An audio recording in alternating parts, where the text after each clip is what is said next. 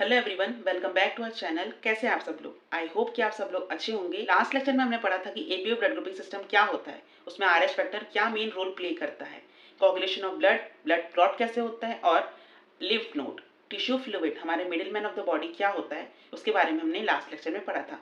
अगर आपने वो वीडियो नहीं देखी तो मैं लिंक डिस्क्रिप्शन में डाल दूंगा, आप वहाँ जाके देख सकते हैं। और आज हम स्टार्ट करने वाले इस चैप्टर का main topic human circulatory system.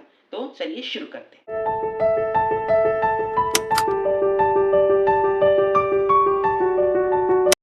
तो ह्यूमन सर्कुलेटरी सिस्टम को पढ़ने से पहले सबसे पहले हम ये जान लेंगे कि ह्यूमन सर्कुलेटरी सिस्टम कैसे टाइप का सिस्टम होता है जो हमारी बॉडी में फ्लो करता है। उसके लिए हमें पढ़ना होगा सर्कुलेटरी पाथवे को। तो फर्स्ट हम स्टार्ट करते हैं circulatory pathway. Circulatory pathway mainly जो होता है हमारे बॉडी में टू टाइप का पाया जाता है। एक होता है ओपन सर्कुलेटरी पाथवे और दूसरा होता है close circulatory pathway. Open circulatory pathway वो होता है जिसमें पूरी बॉडी के ऑर्गन्स और टिश्यू से ब्लड आके सिर्फ एक बड़ी सी लार्ज चैम्बर के अंदर खुलते हैं जिसको हम कहते हैं वेसल, और वहां से साइनस के थ्रू वापस वो ब्लड जो है ऑक्सीजनेटेड होकर हमारी बॉडी में फ्लो होता है। इस टाइप के सर्कुलेशन को हम कहते हैं ओपन सर्कुलेटरी सिस्टम। तो इसको लिख लेते हैं, blood pumped by the heart, pumped by the heart passes through the large vessels or cavity is known as sinus। Open blood circulatory system mainly क्या होता है कि जो हमारा ब्लड होता है हार्ट पे से फ्लो होता है और मेनली पूरी एक लार्ज कैविटी में फ्लो हो जाता है जिसको हम कहते हैं साइनस, और वहां से फिर ऑक्सीजन को देता है और कार्बन डाइऑक्साइड ड्रेन करके वापस हार्ट के पास आता है। फिर से वो क्या होता है, ऑक्सीजनाइज्ड होता है, फिर से बॉडी में वैसे फ्लो करता है। इसी कैविटी में जिसमें हमारा ब्लड फ्लो होता है उसको हम कहते हैं साइनस। मेनली एग्जाम्पल होते हैं मोलस्का और अर्थोपोडा, मेनली इंसेक्ट और एक्वेटिक एनिमल्स के एग्जाम्पल होते हैं, अर्थोपोडा एंड मोलस्का। इसके बाद हम देखते हैं कि क्लोज सर्कुलेटरी सिस्टम क्या होता है। नेक्स्ट हम पढ़ेंगे क्लोज सर्कुलेटरी सिस्टम के बारे में। तो इसमें मेनली क्या होता है, blood is pumped by the heart in closed network of vessels. इसके एग्जांपल्स होते हैं mainly annelids and chordates. Mainly क्या होता है हमारी बॉडी में जो हमारा ब्लड है वो मेनली हार्ट के जरिए पूरी बॉडी में फ्लो होते रहता है कंटिन्यूटी एक नेटवर्क के फॉर्म में, इसलिए जो सर्कुलेशन है उसको हम क्लोज सर्कुलेटरी सिस्टम कहते हैं, जो कि मेनली कॉर्डेट्स और एनिलीड्स में देखने को मिलता है। इसके बाद हम पढ़ेंगे कि ह्यूमन सर्कुलेटरी सिस्टम क्या होता है।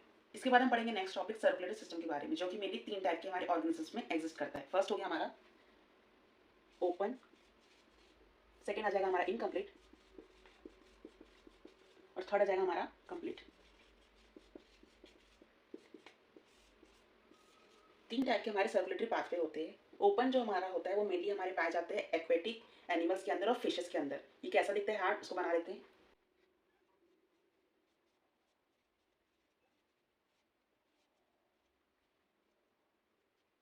इस टाइप का सर्कुलेटरी सिस्टम को कहते हैं ओपन सर्कुलेटरी सिस्टम, जो कि मेनली पाया जाता है फिशेस और एक्वेटिक एनिमल्स के अंदर। मेनली फिशेस इसका एग्जाम्पल है। ये जो हार्ट है मेनली इस टाइप का हार्ट को हम कहते हैं वेनस हार्ट, वेनस हार्ट। और इस टाइप के जो हार्ट जो ऑर्गेनिज्म होते हैं उनमें बीपी मेंटेन नहीं होता है, क्योंकि यहाँ पे एसए नोड और एबी नोड एब्सेंट होता है वैसे तो, जो कि रेगुलेशन नहीं कर पाता हार्ट का। इसलिए इस टाइप के हार्ट को हम वेनस हार्ट कहते हैं, और ये इसका जो बीपी होता है, ब्लड प्रेशर होता है, वो मेंटेन नहीं किया जाता। नेक्स्ट हम पढ़ेंगे कि इनकम्प्लीट डबल सर्कुलेशन क्या होता है। कंप्लीट सर्कुलेटरी सिस्टम में क्या होता है, मेनली जो हमारा लंग्स से आता है ब्लड, लंग्स से मेनली जो ब्लड आता है वो ऑक्सीजनेटेड होता है, जो कि हमारे जाएगा हमारे यहाँ पे लेफ्ट एट्रिया के अंदर। लेफ्ट एट्रिया क्या करेगा, उस ब्लड को आगे भेज देगा वेंट्रिकल्स के अंदर। वेंट्रिकल्स के अंदर आप यहाँ पे देख सकते हैं कि यहाँ पे दो एट्रिया है और एक वेंट्रिकल है। यहाँ पे राइट एट्रिया हो गया और यहाँ पे आ गया हमारा लेफ्ट एट्रिया, और वेंट्रिकल जो है मेनली वो एक ही यहाँ पे प्रेजेंट है। अब जो लेफ्ट एट्रिया से ऑक्सीजनेटेड ब्लड आया है लंग्स की हेल्प से, उसको वो आगे भेज देगा वेंट्रिकल्स में। वेंट्रिकल्स क्या करेगी, उसको आगे टिश्यू तक भेज देगी, यहाँ से टिश्यू में भेज देगी ऑक्सीजनेटेड ब्लड। टिश्यूज मेनली क्या करेंगे, उस ब्लड को यूटिलाइज करेगी, उससे काम लेगी और उसको वापस भेज देगी हमारे डीऑक्सीजनेटेड ब्लड को राइट एट्रियम के अंदर। ये क्या करेगी, डीऑक्सीजनेटेड ब्लड जो कि कार्बन डाइऑक्साइड जिसमें होता है उसको भेज देगी हमारे राइट एट्रियम के अंदर। राइट एट्रियम से क्या होगा, ब्लड आगे जाएगा वेंट्रिकल्स में, और वेंट्रिकल्स में दोनों ऑक्सीजनेटेड और डीऑक्सीजनेटेड जो ब्लड है मेनली क्या होगा, मिक्सअप होता है। और यहाँ से जो ब्लड है मेनली वो जाएगा लंग्स के अंदर। कौन सा ब्लड जाएगा हमारा? मिक्सअप कार्बन डाइऑक्साइड वाला ब्लड। और फिर यहाँ पे क्या होगा, मेनली ये सिस्टम चलते रहेगा, पर यहाँ पे कॉम्प्लिकेशन है, तो मिक्सिंग ऑफ ब्लड हो रहा है। आप देख सकते हैं कि राइट एट्रिया और लेफ्ट एट्रिया दोनों का जो ब्लड है ऑक्सीनेटेड और डीऑक्सीनेटेड दोनों आके मिल रहा है वेंट्रिकल्स के अंदर। यहाँ पे मिक्सअप होता है ब्लड का, इसीलिए जो इस टाइप के एनिमल्स होते हैं मेनली वो पॉक्लियोथर्मल इन नेचर होते हैं। उनकी जो ब्लड होता है, जो उनका लंग्स होता है मेनली वो पॉक्लियो लंग्स होता है। इसमें क्या होता है, वो बॉडी के टेम्परेचर को कॉन्स्टेंटली मेंटेन कर सकते हैं अपने जहाँ वो रहते हैं। मेनली अगर उनको धूप में भी रख दिया जाए तो उसका टेम्परेचर वो मेंटेन कर लेंगे धूप के सहारे। ठंडी में छोड़ दिया जाएगा तो ठंडी को भी अपने अंदर मेंटेन कर लेंगे। इस टाइप का एनिमल्स को हम कहते हैं पॉक्लियोथर्मल। मेनली इसका एग्जाम्पल हो जाएगा हमारा रेप्टाइल्स और amphibians. Example amphibian and reptile. इसमें क्या हो रहा है, मेनली हमारा मिक्सिंग ऑफ ब्लड्स हो रहा है। क्या हो रहा है? Mixing of blood. इसलिए इस टाइप के एनिमल्स को हम क्या कहते हैं, मेनली पॉक्लियोथर्मल। क्या कहते हैं? पॉक्लियोथर्मल एनिमल। नेक्स्ट हम पढ़ेंगे कंप्लीट सर्कुलेटरी सिस्टम के बारे में। इसमें होता है हमारा 4 चैम्बर हार्ट। यहाँ पे आ जाएगा हमारा राइट एट्रियम, यहाँ पे आ जाएगा हमारा लेफ्ट एट्रियम, यहाँ पे आ जाएगा राइट वेंट्रिकल, यहाँ आ जाएगा हमारा लेफ्ट वेंट्रिकल। अब होता क्या है इसमें, लंग्स से जो है मेनली यहाँ पे ऑक्सीनेटेड ब्लड आता है। लेफ्ट एट्रिया के अंदर ऑक्सीनेटेड ब्लड आएगा। ऑक्सीनेटेड ब्लड मेनली जो एट्रिया है उसका आगे ट्रांसपोर्ट कर देगा हमारे लेफ्ट वेंट्रिकल के अंदर। लेफ्ट वेंट्रिकल की आयोटा से ये जो ब्लड है मेनली पूरी बॉडी में हमारे फ्लो हो जाएगा और जाएगा हमारे टिश्यूज के पास, ऑक्सीनेटेड ब्लड। अब टिश्यू क्या करेगा, मेनली इस ब्लड को इस्तेमाल करेगा और इसको कार्बन डाइऑक्साइड गैस जो इससे निकलेगी उसको भेज देगा हमारे लेफ्ट एट्रिया के पास। किसकी मदद से भेजेगा, मेनली वो इंफीरियर और सुपीरियर वेनी कावा के कारण पूरा जो डीऑक्सीनेटेड ब्लड रहता है उसको ड्रेन कर देती है हमारे लेफ्ट राइट एट्रिया के अंदर। राइट एट्रिया से मेनली ये ब्लड जो नीचे ड्रेन होगा और राइट वेंट्रिकल से मेनली जो ब्लड है वापस जाएगा हमारे लंग्स के पास by the help of pulmonary artery. यहाँ से जाएगा हमारा डीऑक्सीनेटेड ब्लड लंग्स के पास वापस। डीऑक्सीनेटेड ब्लड लंग्स से फिर से प्योरीफाई करेगा और ऑक्सीनेटेड ब्लड फिर से हमारी बॉडी में से सर्कुलेट होते रहेगा। इस टाइप के जो कंप्लीट सर्कुलेशन दिख रहा है आपको, यहाँ पे कोई भी मिक्सिंग ऑफ ब्लड नहीं है, कोई भी एक सिंगल सर्कुलेशन नहीं है, ये पूरा डबल सर्कुलेट हो रहा है। पहले इस सेक्शन में ब्लड आ रहा है पूरा एक सीरीज में, फिर वापस टिश्यू से ब्लड वापस हार्ट पे जा रहा है। अगर हार्ट में 2 बार ब्लड जा रहा है मतलब ये हो गया हमारा डबल सर्कुलेशन। इस टाइप के सिस्टम को हम कहते हैं कंप्लीट डबल सर्कुलेशन, जो कि हमारे सर्कुलेटरी सिस्टम का मेन पार्ट है। इसका एग्जाम्पल आ जाएगा हमारा मैमल्स, बर्ड्स और क्रोकोडाइल। एग्जाम्पल मैमल्स मतलब ह्यूमंस, बर्ड्स एंड क्रोकोडाइल। इस टाइप के सिस्टम को हम कहते हैं डबल सर्कुलेटरी सिस्टम। क्या कहते हैं? Double circulation. आपको क्लियर है?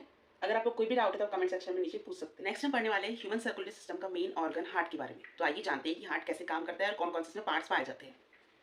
सबसे पहले ये जान लेते हैं कि हमारा हार्ट जो होता है मेनली 4 चैम्बर होता है, जिसमें 2 एट्रिया और 2 वेंट्रिकल्स पाए जाते हैं। हमारा जो इस साइड होता है मेनली ये आ जाएगा हमारा राइट एट्रिया और उस तरफ आ जाएगा हमारा लेफ्ट एट्रिया।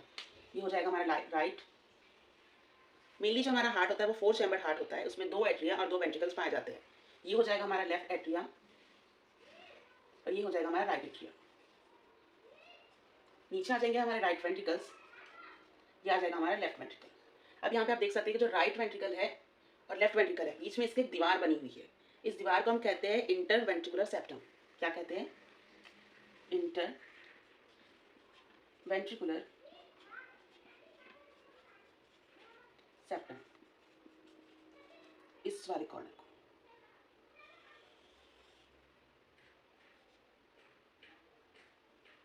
अब इसका क्या होता है, जो इसमें जो दीवार इसको सेपरेट करके रखती है, इसका काम क्या होता है? सेप्टा का मतलब होता है सेपरेशन, जो कि डीऑक्सीनेटेड ब्लड और ऑक्सीनेटेड ब्लड को मिक्स होने से बचाती है। इनकम्प्लीट सर्कुलेशन में क्या हो रहा था, मेनली दोनों तरफ के जो ऑक्सीजनेटेड और डीऑक्सीनेटेड ब्लड है वो मिक्सअप हो रहे थे, इसलिए जो वहाँ पे सर्कुलेशन था वो पॉक्लियोथर्मल के नीचे वाला ब्लड सर्कुलेशन हमारा था।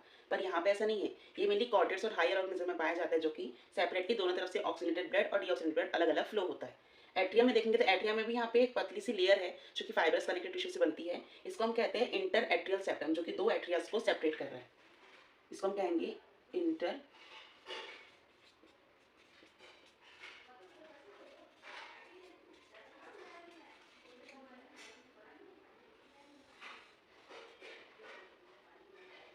हमने देख लिया कि एट्रिया तो सेपरेट हो गया और वेंट्रिकल्स भी सेपरेट हो गया, सेपरेट अलग अलग डायरेक्शंस में। पर अगर क्या होगा कि दोनों तरफ से एक ही तरफ से ब्लड जा रहा है डीऑक्सीनेटेड और एक तरफ जा रहा है ऑक्सीनेटेड, ये दोनों भी तो किसी वॉल से सेपरेट होंगे, तो यहाँ पे जो सेप्टा पाया जाता है उसको हम कहते हैं एट्रियो वेंट्रिकुलर सेप्टम।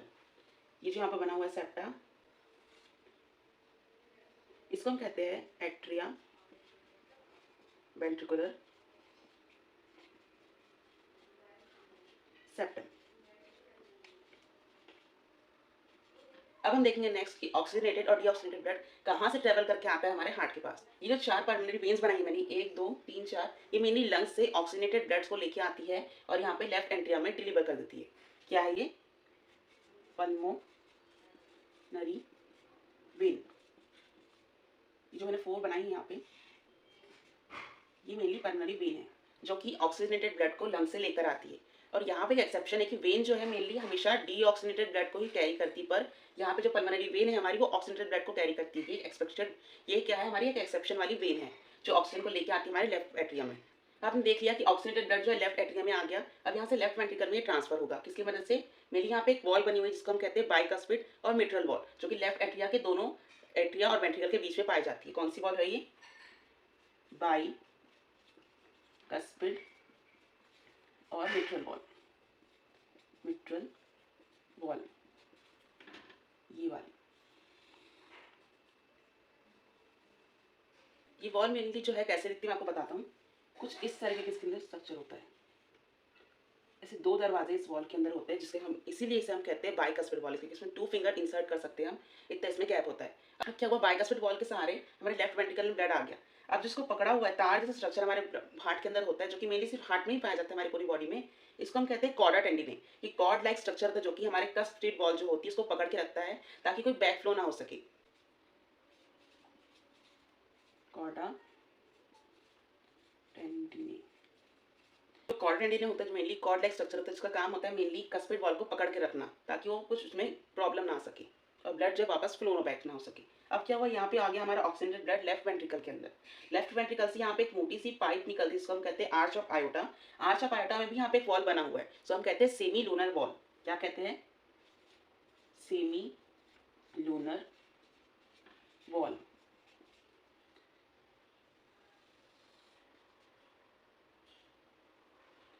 ये भी कुछ बाइकस्पिड वॉल की तरह ही दिखती है।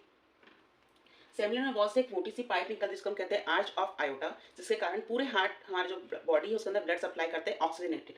ये हमारा आर्च ऑफ आयोटा जो यहाँ से निकलेगा और पूरी बॉडी में जो है आगे ऊपर की तरफ इंफीरियर और सुपीरियर हमारा जो ब्लड है वो ऑक्सीजनेटेड ब्लड हमारे टिश्यू तक पहुँचाएगा। ये हमारा नीचे जाएगा ऑक्सीजनेटेड ब्लड, ये हमारा ऊपर की तरफ जितने भी ऑर्गन है इंफीरियर उसमें जाएगा। ये हमारा arch of iota, arch of iota.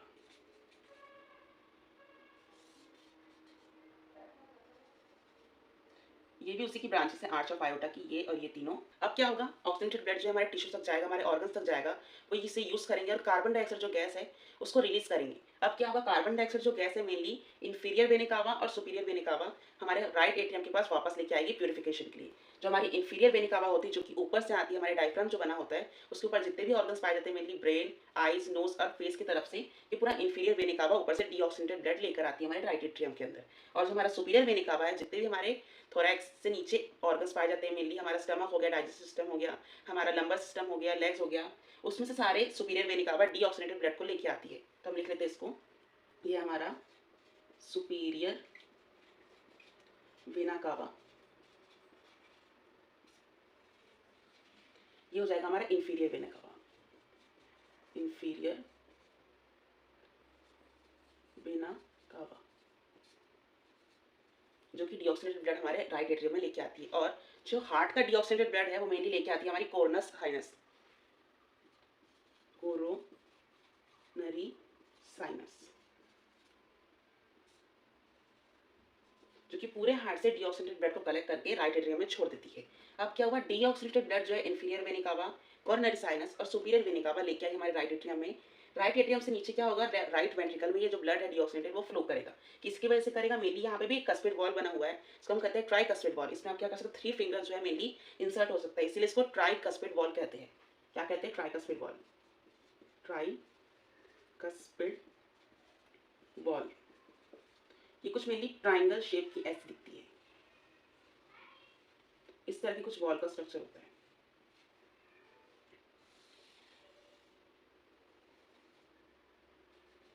अब अब क्या हुआ, राइट वेंट्रिकल्स में हमारे ब्लड आ गया, यहाँ पे भी मेनली कॉर्डा टेंडिने पकड़ के रखते हैं हमारे कस्पिड वॉल को, ताकि कोई बैकफ्लो ना हो सके हमारे यहाँ ट्राइकस्पिड वॉल के कारण। यहाँ पर मेनली राइट वेंट्रिकल्स में जब ब्लड आ गया डीऑक्सीनेटेड, अभी ट्रांसफर होगा हमारे पल्मोनरी आर्टरीज के अंदर। पल्मोनरी आर्टरीज क्या करती है, मेनली डीऑक्सीनेटेड ब्लड को वापस लंग्स के पास ले जाती है, मेनली ऑक्सीडेटेड होने के लिए, और फिर से ऑक्सीडेटेड ब्लड जो है पल्मोनरी वेन से हमारे लेफ्ट एट्रियम में आएगा, वेंट्रिकल्स में आएगा, फिर से आर्च ऑफ आयोटा की वजह से पूरी बॉडी में फ्लो करेगा। इसी तरीके से ये पूरा सर्कुलेशन चलते रहता है, इसीलिए हार्ट में 2 बार ब्लड आ रहा है अलग अलग दिशाओं से, इसलिए हम इसे डबल सर्कुलेशन कहते हैं। ये क्या है हमारा, मेनली पल्मोनरी आर्टरी,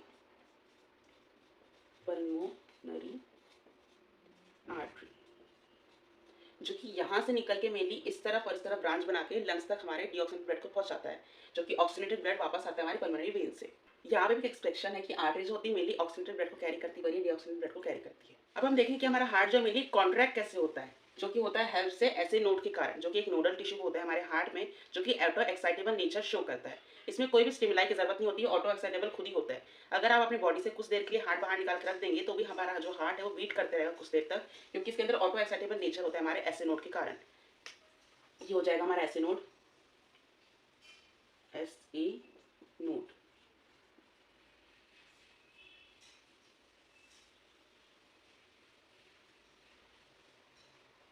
इसको हम कहते हैं mainly pacemaker of the heart, क्योंकि इसी कारण जो होता है हमारा हार्ट बीट करता है विदाउट कोई एक्सटर्नल स्टिमुलाई। अब क्या करता है, ऐसे नोड जो होता है मेनली सिग्नल भेजता है हमारे एवी नोड को, जो कि होता है हमारा एट्रियोवेंट्रिकुलर नोड। ये मेनली हमारा एवी नोड जो होता है वो होता है हमारा राइट एट्रियम के लेफ्ट लोअर कॉर्नर में, मेनली हमारा एवी नोड, एवी नोड जो कि मेनली ये होता है हमारा एवी नोड, जो कि मेनली हमारा राइट एट्रियम के लोअर लेफ्ट कॉर्नर में पाया जाता है। सिग्नल आ गया मेनली हमारे एवी नोड के पास। एवी नोड क्या करेगा, मेनली उसके पूरे हार्ट में, यहाँ से देखो नेटवर्क लाइक स्ट्रक्चर बना हुआ है जो कि हमारे हार्ट में, इसमें क्या करेगा, उसको स्ट्रक्चर को फैला देगा हर तरफ, जिससे क्या होगा, हमारा हार्ट जो है वो मेनली कॉन्ट्रैक्ट होगा। ये जो बंडल्स बने हुए हैं, इस बंडल्स को हम कहते हैं बंडल ऑफ हिस। क्या कहते हैं इसे, bundle of his, bundle of हिस। और जो माइन्यूट माइन्यूट माइन्यूट यहाँ फाइबर्स दिख रहे हैं, इस फाइबर्स को हम कहते हैं परकंजी फाइबर्स,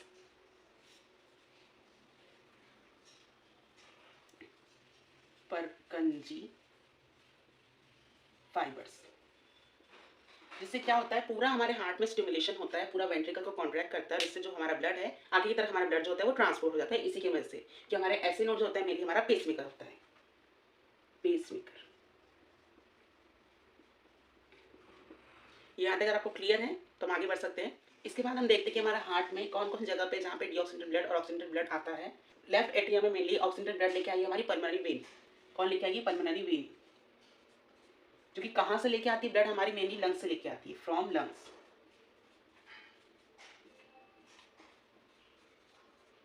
आगे भेजेगी हमारे ब्लड को लेफ्ट एट्रियम से लेफ्ट वेंट्रिकल के अंदर। लेफ्ट वेंट्रिकल से मेनली ये ब्लड जाएगा हमारी सेमिनल वॉल, जो कि हमारी खुलती है किसके लिए, आर्च ऑफ आयोटा के लिए। आर्च ऑफ आयोटा पूरे ब्लड को क्या करेगा, हमारे बॉडी में और पूरे टिश्यूज में फ्लो कराएगा, जो कि इस तरह से पूरे ब्रांच बना के हमारे हार्ट से पूरे तरफ हमारी बॉडी में ऑक्सीनेटेड ब्लड को फैलाती है। ये भी दोनों जो है हमारी आर्टरी, आर्च ऑफ आयोटा के पार्ट है। यहाँ से क्या होगा, मेनली जो ऑक्सीनेटेड ब्लड है flow towards all body parts and tissue. इसके बाद क्या होगा, टिश्यू मेनली ऑक्सीजन को इस्तेमाल करेगा ऑक्सीनेटेड ब्लड को, और डीऑक्सीनेटेड ब्लड जो कार्बन डाइऑक्साइड रिलीज करेगा हमारे ब्लड के अंदर, उसको लेके भेज देंगे हमारे पल्मोनरी और इंफीरियर और सुपीरियर वेनिका के अंदर। मेनली क्या होगा, ऑक्सीनेटेड ब्लड फ्लो होगा हमारे हार्ट से बॉडी टिश्यू और बॉडी पार्ट्स की तरफ। वो क्या करेंगे, इसको यूटिलाइज करेंगे ऑक्सीजन को, और डीऑक्सीनेटेड ब्लड में कार्बन डाइऑक्साइड का मात्रा बढ़ जाएगा। इंफीरियर वेनिका जो है हमारे डीऑक्सीनेटेड ब्लड को लेके आएगी, जितने हमारे थोरैक्स से ऊपर की तरफ पाए जाने वाले ऑर्गन्स है, और सुपीरियर वेनिका मेनली थोरैक्स से नीचे जितने ऑर्गन्स पाए जाते हैं उससे डीऑक्सीनेटेड ब्लड लेके आएगी। ये भी लेके आएगी हमारा डीऑक्सीनेटेड ब्लड, और ये भी लेके आएगा हमारा डीऑक्सीनेटेड ब्लड। और जो हार्ट में हमारा जो काम हो रहा है, एटीपी यूज कर रहा है हमारा हार्ट, ऑक्सीजन यूज कर रहा है, उससे लेके आएगी हमारी कोरोनर साइनस, जो कि डीऑक्सीनेटेड ब्लड छोड़ देगी हमारे राइट एट्रियम में लाकर, CO2। राइट एट्रियम से राइट वेंट्रिकल में ब्लड आएगा, और यहाँ से वह जाएगा मेनली पल्मोनरी आर्टरी के जरिए हमारे वापस लंग्स के पास। कहाँ है हमारी पल्मोनरी आर्टरी, ये थी, जो कि टूवर्ड्स द लंग्स हमारे जो ब्लड पहुंचाएगी।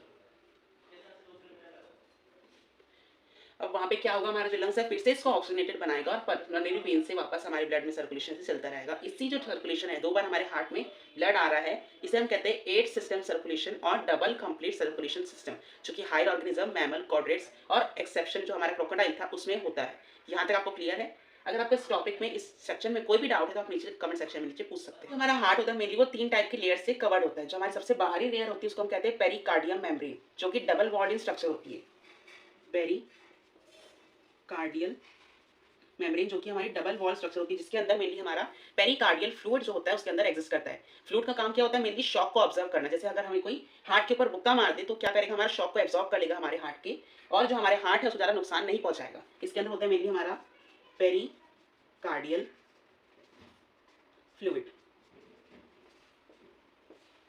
जो कि शॉक को एब्जॉर्ब करने में मदद करेगा। इसके बाद आता है हमारा मायोकार्डियम, जो कि हमारे जितने भी हमारे परगंजी फाइबर्स हैं, छोटे छोटे बंडल्स बने हुए हैं, उनको और एक जो हमारे वेंट्रिकल है उसको कॉन्ट्रैक्ट करने में सबसे ज़्यादा हेल्प होता है हमारे मायोकार्डियम लेयर का। मायोकार्डियम लेयर का, जो कि हमारी मिडिल लेयर होती है हमारे हार्ट की। सबसे अंदर होती है हमारी एंडोकार्डियम लेयर, जो कि हमारे बंडल ऑफ इसके बहुत ही कांटेक्ट में होती है, ब्लड के कांटेक्ट में होती है, जो कि कॉन्ट्रैक्शन ऑफ ब्लड में हेल्प करती है। सबसे अंदर वाली आ जाएगी हमारी एंडोकार्डियम, जो कि सबसे हमारी इनर मोस्ट लेयर होती है हमारे हार्ट की। इसके बाद जो पेरिकार्डियम फ्लूइड है मेनली वो शॉक एब्जॉर्बर होता है, यहाँ तक आपको समझ आ गया। इसके बाद जो एसिनोड होता है हमारा मेनली वो एक पेस मेकर की तरह काम करता है हमारे हार्ट में, ये पहले हमने पढ़ चुका है, जो कि पर मिनट हमारे हार्ट को 70 से 75 टाइम्स बीट कराता है। इसका एवरेज होता है मेनली 72 टाइम्स, 72 टाइम्स पर मिनट हमारा जो हार्ट है वो मेनली बीट करता रहता है। इसके कारण पेसमेकर ऑफ द हार्ट जो हमारा एसिनोड है, क्योंकि ये ऑटो एक्साइटेबल है, इससे कोई एक्सटर्नल स्टिमुलाई की जरूरत नहीं होती है। पेरिकार्डियल फ्लूइड हमारा पेरिकार्डियम मेम्ब्रेन के अंदर पाया जाता है। अगर आप आगे देखेंगे ह्यूमन फिजियोलॉजी के सारे जो भी ऑर्गन्स हम आगे पढ़ेंगे मेनली आगे के चैप्टर्स में, सबके सब ऑर्गन्स होते हैं मेनली बाहरी एक लेयर से कवर्ड होते हैं, और कुछ उसके अंदर फ्लूइड होता है ताकि वो शॉक को एब्जॉर्ब करे, कोई बाहर से स्टिमुलाई यूज कर सके, और जो हमारा मेन ऑर्गन है अंदर का उसको ज़्यादा कॉम्प्लिकेशन, ज़्यादा परेशानी ना हो सके। यहाँ तक आपको क्लियर है तो हम आगे बढ़ सकते हैं। उसके बाद अगर आपको कुछ डाउट है स्ट्रक्चर में, कुछ टॉपिक में, तो आप नीचे कमेंट सेक्शन में पूछ सकते हैं। नेक्स्ट टॉपिक हम पढ़ेंगे कार्डियक साइकिल के बारे में, जिसमें हमारा जो हार्ट होता है मेनली वो ब्लड को फ्लो करता है हमारी पूरी बॉडी में by the process of diastolic and systolic pressure. तो उसके बारे में जानते हैं। मेनली जो हमारा कार्डियक साइकिल मेनली 5 पार्ट में डिवाइड किया जाता है। फर्स्ट होता है हमारा डायस्टोलिक जॉइंट डायस्टोल, सेकंड होता है एट्रियल सिस्टोल, फिर आएगा हमारा ventricular systole, atrial diastole, ventricular diastole. इसमें क्या होता है? मेनली सिस्टोल का मतलब होता है contraction of the heart. Mainly systole जो होगा हमारा कॉन्ट्रैक्ट करेगा हार्ट को, सिस्टोलिक प्रेशर जो रहेगा, और डायस्टोल का मतलब होता है रिलैक्सेशन, जब हमारा हार्ट जो रहेगा रिलैक्स स्टेट में होगा।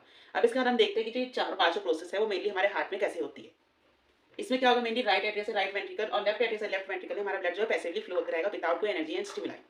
यहाँ से आएगा हमारे पल्मोनरी वेन, पल्मोनरी वेन जो कि लेके आएगी ऑक्सीजनेटेड ब्लड हमारे लंग से हमारे लेफ्ट एट्रिया के अंदर, और जो सुपीरियर वेनिक कावा है, सुपीरियर एंड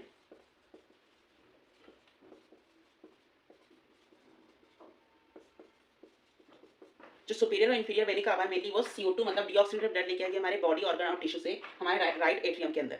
अब होगा क्या यहाँ पे? मेनली यहाँ से 70% जो ब्लड है मेनली हमारे वेंट्रिकल्स में चले जाएगा दोनों तरफ, deoxygenated oxygenated without stimuli. 70% of the blood flow passively from atria to ventricle without कोई एक्सटर्नल और इंटरनल स्टिमुलाई।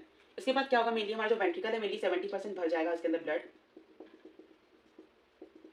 इस टाइम पे भी क्या हो रहा है? हमारा एट्रिया और वेंट्रिकल दोनों क्या है? हमारा रिलैक्स स्टेट में है, जॉइंट डायस्टोलिक, डायस्टोलिक मतलब होता है रिलैक्सेशन स्टेट में है। पर यहाँ पे जो 30% ब्लड बचा होता है हमारे राइट और लेफ्ट आर्टरिया के अंदर, उसके लिए क्या करना पड़ता है? हार्ट को कॉन्ट्रैक्शन करना पड़ता है हमारे एट्रियास को, ताकि जो 30% जो ब्लड है इसके अंदर वो मेनली हमारे वेंट्रिकल्स में जा सके। इस टाइम पे मेन बात खास ये है कि इस टाइम पे क्या होगा? मेनली हमारी आयोटा और पल्मोनरी आर्टरी जो रहेगी उसकी वॉल सेमिनर वो यहाँ पे क्लोज रहेगी। यहाँ पे सिर्फ ओपन रहेगा हमारा बाइकस्फीड और ट्राइकस्फीड वॉल, यहाँ पे क्या रहेगा? ओपन रहेगा, जो कि मेनली जो ब्लड इसके अंदर ड्रेन हो रहा है वो मेनली वेंट्रिकल्स में आराम से आ सके। इसके बाद हम पढ़ेंगे हमारा एट्रियल सिस्टोल क्या होता है। आर्टरियल सिस्टोल में मेनली क्या होगा? जो हमारा ब्लड बचा हुआ 30% राइट एट्रिया और लेफ्ट एट्रिया के अंदर, उसको क्या करेगा? हार्ट उसको आगे भेजेगा कॉन्ट्रैक्ट करके। तो कॉन्ट्रैक्शन की प्रोसेस को हम कहते हैं सिस्टोल और सिस्टोलिक प्रेशर, जो कि होगा हमारे एसिनोड के कारण। यहाँ पे रहेगा हमारा एसिनोड, उसको हम कहते हैं साइनो एट्रियल नोड। ये क्या करेगा? एक्शन पोटेंशियल जनरेट करेगा, जिससे हमारा जो एट्रिया है मेनली वो क्या हो सके? कॉन्ट्रैक्ट हो सके, जिसके कारण जो हमारा ब्लड है वो मेनली फ्लो हो जाएगा, हमारा 30% ड्रेन हो जाएगा इसके अंदर वेंट्रिकल्स के अंदर, जहाँ पर क्या हो रहा है? Mainly contraction of both atria by the help of SA node. The 30% of remain blood is actively drained in ventricles. यहाँ पे एक्टिवली इसलिए लिखा है क्योंकि यहाँ पे ऐसे नोड से सिग्नल आ रहा है, कोई ATPs भेज रहा है वहाँ पे, तभी तो हमारा जो आर्टरिया मेनली वो कॉन्ट्रैक्ट करेगा और यहाँ से जो ब्लड है मेनली वेंट्रिकल्स में फ्लो हो जाएगा। अब इसके बाद क्या होगा? वेंट्रिकल जो है हमारा 100% पूरे तरीके से भर चुका है यहाँ पे, अब क्या होगा, हमारा वेंट्रिकल सिस्टोल होगा, यहाँ पे वेंट्रिकल इसके बाद कॉन्ट्रैक्ट होगा। उसको देखते हैं कि वेंट्रिकल कैसे कॉन्ट्रैक्ट होता है।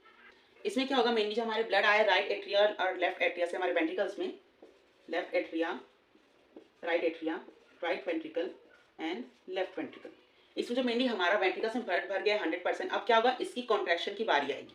जो यहाँ से एससी नोड से सिग्नल मिला था वो मेनली अब सिग्नल जाएगा हमारे एवी नोड के पास।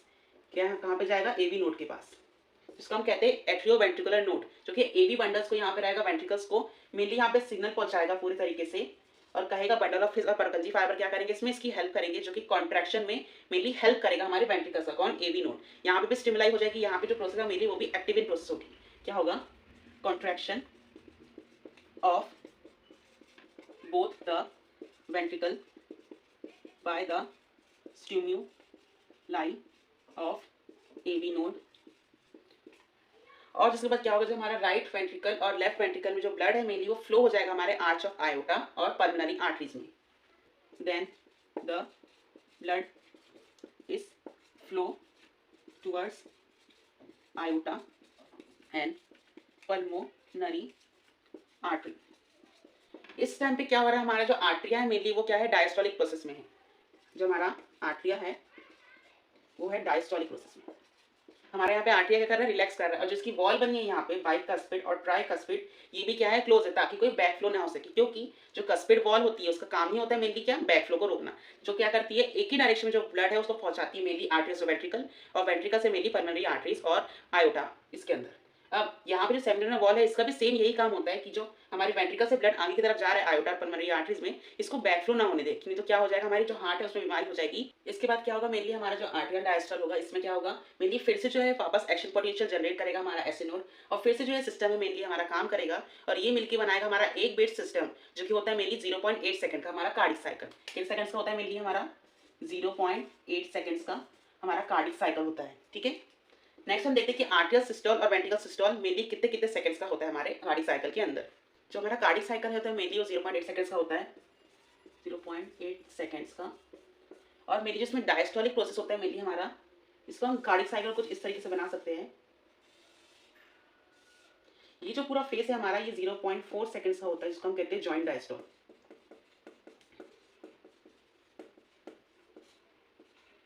इसमें क्या होता है, मेनली जो हमारा ब्लड है तो फ्लो होता है superior vena cava inferior vena cava से राइट एट्रियम के अंदर, और राइट एट्रियम से जाता है हमारा राइट वेंट्रिकल्स में, और उधर लेफ्ट एट्रिया से लेफ्ट वेंट्रिकल में हमारा ब्लड जाता है कौन सा, ऑक्सीजनेटेड, जो आता है हमारे लंग से पल्मोनरी वेन के जरिए। जो पूरा प्रोसेस होता रहता है इसमें मेनली 0.4 सेकंड्स का टाइम लगता है हमारे कार्डिक साइकिल में। आर्टरियल सिस्टोल जो होता है मेनली हमारा 0.1 सेकंड का होता है, 0.1 सेकंड का।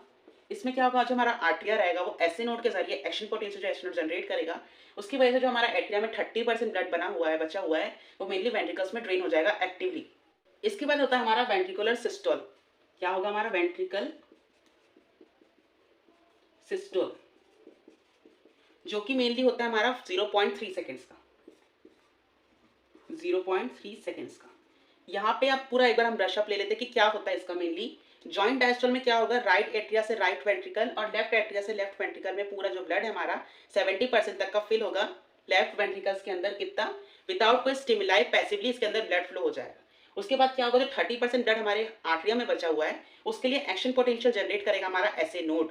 एसए नोड क्या करेगा, एक्शन पोटेंशियल जनरेट करेगा। एट्रिया जो होगा हमारा कॉन्ट्रैक्ट होगा, कहाँ पे, एट्रियल सिस्टोल में, जो कि होता है हमारा मेनली 0.1 सेकंड्स का। इसके बाद क्या होगा, मेनली जो हमारा ब्लड है 100% वेंट्रिकल्स में फिलअप हो चुका है। अब क्या होगा, यहाँ पे जो एसए नोड से सिग्नल आया है वो जाएगा हमारे एवी बंडल्स के पास, एवी नोड के पास, जो क्या करेगा, पूरे परकंजी फाइबर्स और बंडल ऑफ फिश में सिग्नल को क्या करेगा, सेंड कर देगा, डिस्ट्रीब्यूट कर देगा, और कहेगा कि वेंट्रिकल्स अब तुम कॉन्ट्रैक्ट हो सकते हो। इस टाइम पे क्या होगा, मेरी जो हमारी वॉल है एसए नोड के पास, इसके बाद क्या होगा, जो हमारी वॉल है ट्राइकस्पिड और बाइकस्पिड, वो क्या करेगी, यहाँ पे क्लोज हो जाएगी, ताकि जो ब्लड है वो बैक फ्लो वापस आर्टरिया में नहीं आ जा सके। वेंट्रिकल सिस्टोल के बाद क्या होगा, मेनली जो हमारा सेलुलर वॉल है वो ओपन होगा, आर्च ऑफ आयोटा और पल्मोनरी आर्टरी से हमारा ब्लड जो आगे तरफ फ्लो हो जाएगा। इस टाइम पे क्या होगा, फिर इसके बाद जब ब्लड जो है आगे तरफ फ्लो हो जाएगा पूरी तरीके से, जब जॉइंट डायस्टोलिक की बारी आएगी तब हमारे जो सेमिनल वॉल है वो क्लोज जाएगी, ताकि जो ब्लड पास हुआ है वेंट्रिकल से आगे की तरफ वो वापस बैक फ्लो ना हो सके। क्योंकि जो वॉल होती है कस्पिड वॉल्स, उसका काम ही होता है मेनली बैक फ्लो को रोकना। तो जब हमारा आर्टरियल सिस्टोल होता है मेनली यहाँ पे आर्टरिया जब कॉन्ट्रैक्ट होता है, उसके बाद बाइकस्पिड और ट्राइकस्पिड वॉल जो हमारी बाइकस्पिड और ट्राइकस्पिड वॉल होती है यहाँ पे आर्टरियल सिस्टोल के बाद, वो क्या करती है यहाँ पे क्लोज होती है, और जो क्लोजर इनका होता है मेनली उस टाइम पे हमारे हार्ट पे एक साउंड प्रोड्यूस होता है जिसको हम कहते हैं लब साउंड। क्या कहते हैं हम उसे?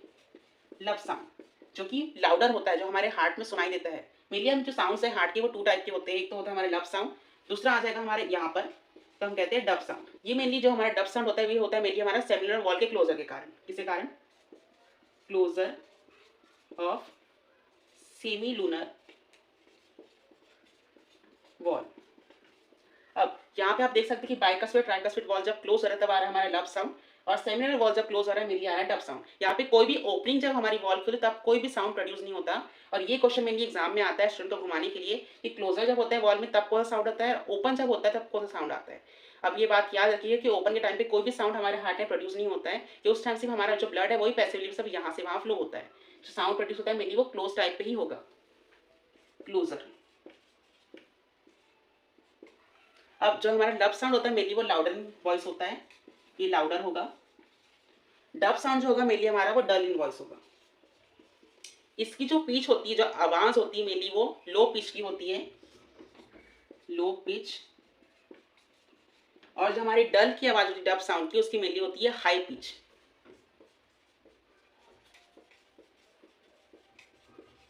इसको हम कहते हैं S1 साउंड और इसको हम कहते हैं S2 साउंड, जिसको हम मेनली स्टेथोस्कोप के जरिए सुन सकते हैं।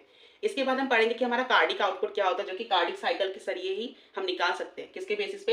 हमारे एक्शन पोटेंशियल जो जनरेट हो रहा है एसए नोड से। मेनली जो हमारा एसए नोड जनरेट करता है 1 मिनट में पर बिट वो कितना एक्शन पोटेंशियल जनरेट करता है? Mainly 70 to 75%। अगर हम ऑन एन एवरेज लेके चले तो 72 टाइम्स पर मिनट हमारा हार्ट जो है वो बीट होता है। SA node generate action potential पर मिनट इज 72 टाइम्स। अब इसी की बेसिस पे हम निकालेंगे हमारा कार्डिक आउटपुट कि हर पर मिनट हमारा हार्ट जो है वो कितना ब्लड को आगे फ्लो कराता है हमारी बॉडी के अंदर, उसको कहते हैं हम कार्डिक आउटपुट। सो आगे जानते हैं इसके कार्डिक आउटपुट क्या होता है। जो हमारा कार्डिक आउटपुट होता है मेनली हमारे हार्ट की वॉल्यूम कितना परसेंट हमारा हार्ट जो है मेनली वो 1 मिनट में वेंट्रिकल्स से ब्लड पंप करता है, और हमारी 1 मिनट के अंदर कितनी हार्ट बीट होती है उसके बेसिस पे हम कार्डिक आउटपुट निकालते हैं। उसका फॉर्मूला लिख लेते हैं, हार्ट रेट मतलब कि beats of heart per minute. Mainly हमारे हार्ट रेट से पर मिनट मेनली जो हमारा हार्ट है वो 72 टाइम्स पर मिनट धड़कता है। 72 टाइम्स पर मिनट धड़कता है। जो मेनली हमारा हार्ट रेट है उससे हम मल्टीप्लाई करेंगे हमारे स्ट्रोक वॉल्यूम को, स्ट्रोक वॉल्यूम को। स्ट्रोक वॉल्यूम मेनली क्या होता है? जब हमारा हार्ट बीट करता है पर मिनट, उस बीट के अंदर कितना वॉल्यूम ऑफ ब्लड वेंट्रिकल से पासेस होता है, कितना फ्लो होता है आगे हमारी बॉडी के अंदर, उसको हम कहते हैं स्ट्रोक वॉल्यूम, जो कि होता है मेनली 70 ml। कितना होता है? 70 ml। Heart pump blood volume पर बीट बाय वेंट्रिकल, इसको हम कहते हैं स्ट्रोक वॉल्यूम। मेनली अगर इन दोनों को मल्टीप्लाई करेंगे मेनली आएगा हमारे पास 5000 ml और अप्रॉक्स 5 लीटर पर मिनट। तो यहाँ पे आप देख सकते हैं हार्ट हमारा मेनली हर एक मिनट मतलब हर एक 60 सेकंड्स के अंदर मेनली 5 लीटर जो ब्लड हमारी बॉडी के अंदर पूरा फ्लो कराता है। इसी ब्लड के जो हमारा आउटपुट निकला इसी आउटपुट को हम कार्डिक आउटपुट कहते हैं। जो हमारा आउटपुट होता है मेनली कार्डिक आउटपुट वो एथलीट का जो होता है मेनली हमारे ऑर्डिनरी ह्यूमन बीइंग से ज्यादा होता है। क्यों? क्योंकि वो डेली एक्सरसाइज करता है, कसरत करता है, उसका कार्डिक आउटपुट मेनली हमसे ज्यादा होता है। ये भी क्वेश्चन आता है, cardiac output of an athlete is much higher than ordinary man। यहाँ तक हमने देख लिया कि कार्डिक आउटपुट क्या होता है। अब हम इसके बाद जानेंगे कि हमारा ईसीजी इलेक्ट्रोकार्डियोग्राम जिसकी वजह से हमें मिलता है इलेक्ट्रोकार्डियोग्राफ वो क्या होता है। So let's start next topic. इस लेक्चर का हम लास्ट टॉपिक पढ़ेंगे ईसीजी के बारे में। इलेक्ट्रोकार्डियोग्राफ जो कि एक मशीन होती है जिससे हमें मिलता है ईसीजी इलेक्ट्रोकार्डियोग्राम, जो कि हमें क्या करता है हार्ट की इलेक्ट्रिकल एक्टिविटी को रिकॉर्ड करता है, रिदमिक कॉन्ट्रैक्शन और रिलैक्सेशन को नहीं, इलेक्ट्रिकल हार्ट की एक्टिविटीज को रिकॉर्ड करता है, जिससे हम पता लगा सकते हैं कि हमारी जो हार्ट बीट है वो सही तरीके से चल रही है या नहीं चल रही है। मेनली जब किसी पर्सन को कार्डिक अरेस्ट आता है तो मेनली उसका ईसीजी कराया जाता है ताकि हम पता लगा सके कि हार्ट की एक्टिविटीज है वो इम्प्रॉपर है या प्रॉपरली चल रही है। मेनली जो हमारा ईसीजी है वो PQRS टाइप की जो वेव्स है उसमें डिवाइड होता है। जो हमारी फर्स्ट वेव होती है इसे हम कहते हैं पी वेव, जो नीचे जा रही है यहाँ पे आ गई क्यू, पी जो जाती है हमारी एस, एस के बाद आती है हमारी टी, PQRST। मेरी हमारी 4 टाइप की वेव होती है, इसको हम कहते हैं PQRST वेव। ईसीजी के लिए हमारी बॉडी में 3 टाइप की लीड्स लगाई जाती है, 2 हमारे लगाते हैं वेस्ट के ऊपर और एक लगाते हैं हमारे लेफ्ट एंकल के ऊपर, जो कि हमारे ईसीजी को ग्राफ जो है हमारा ईसीजी का वो निकालने में हेल्प करती है। जो हमारी पी वेव होती है इसे हमारा रहेगा एट्रियल सिस्टोल। सिस्टोल का मतलब क्या होता है, mainly contraction of atria. QRS ये मेनली हमारा रहेगा वेंट्रिकुलर सिस्टोल, जो कि हमारे वेंट्रिकल को कॉन्ट्रैक्ट करेगा, उस टाइप की बीट रहेगी हमारी QRS। इसी बीट के हिसाब से हम निकालते हैं हमारा हार्ट रेट कितना होगा।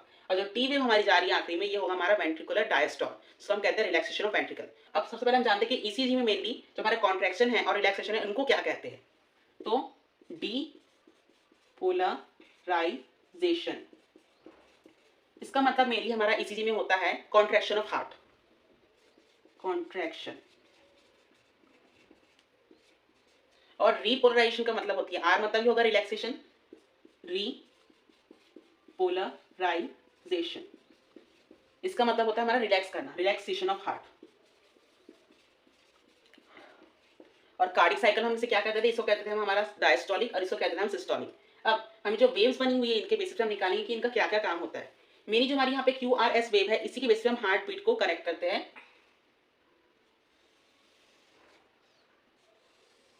ये आ जाएगी हमारी एक हार्ट बीट। अब हम देखते हैं कि पी वेव का मेनली क्या काम होता है। पी वेव ये जो रहती है मेनली हमारी पी वेव वो आर्टरिया को कॉन्ट्रैक्ट करती है। यहाँ पे क्या होगा mainly, both atria are contract, और इस प्रोसेस को हम क्या कहेंगे, atrial depolarization, atrial depolarization. Next आ जाएगा हमारा QRS वेव, जिसमें हमारा वेंट्रिकल जो है वो कॉन्ट्रैक्ट होगा, both the ventricles are contract. Mainly जो हमारा वेंट्रिकल कॉन्ट्रैक्ट होता है इसको हम कहते हैं ventricular depolarisation.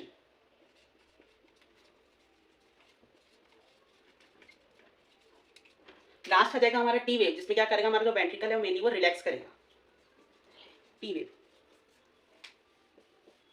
Both ventricle at relax state, इसको हम कहते हैं मेनली वेंट्रिकुलर रिलैक्सेशन।